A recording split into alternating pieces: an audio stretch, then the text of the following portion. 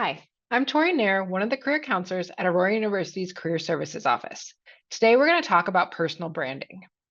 When you think of a brand, you often think of companies like Nike, Disney, Toyota, Apple, and even Mr. Beast, right? You think of these people or companies that represent something, and so you think of these logos.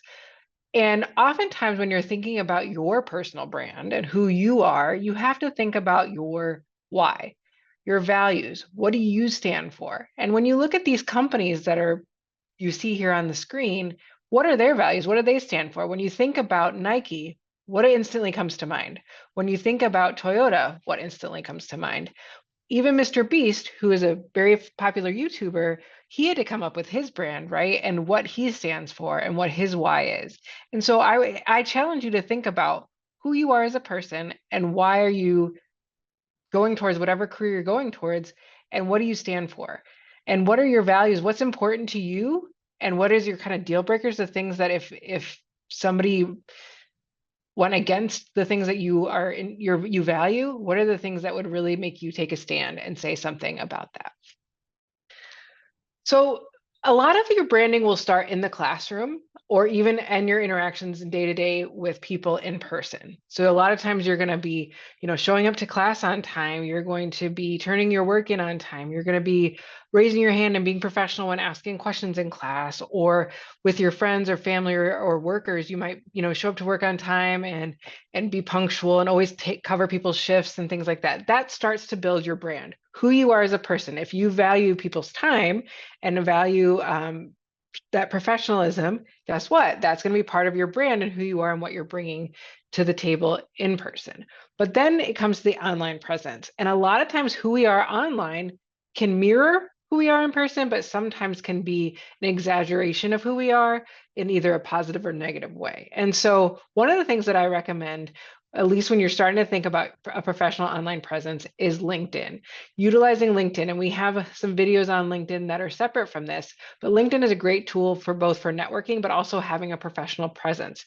You can follow people within your field of interest. You can comment and connect with people that way. And so LinkedIn is a great place to start. And when somebody Googles your name, that's one of the first things that comes up. And it's very professional. You'll have a professional headshot and all those things. And so it'll look very professional. I have had students say, I don't want to have any online presence. I don't like any social media. I don't want to be on LinkedIn.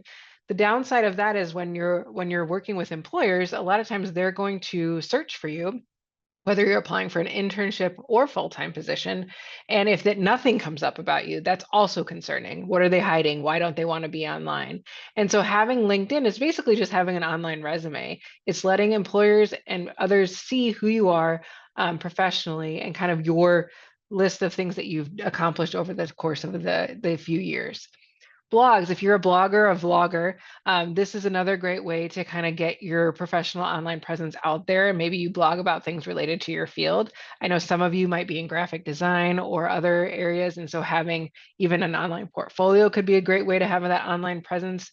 Maybe you even connect it to your LinkedIn or put it on your resume.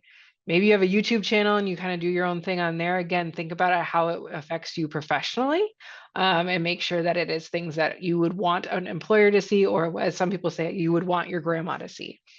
Other social media, some of you might be on Instagram, you might be on X or what was Twitter, or other sites, Snapchat and things like that. Just be aware of who you are out there and make sure those are professional. It's a professional presence. So again, go back to your why. Who am I?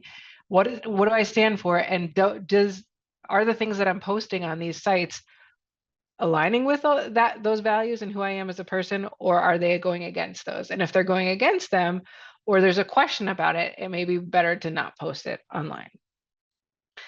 But you want to manage your digital footprint because, again, it stays around for a long time. People can Google you, Google your name, Google your email address.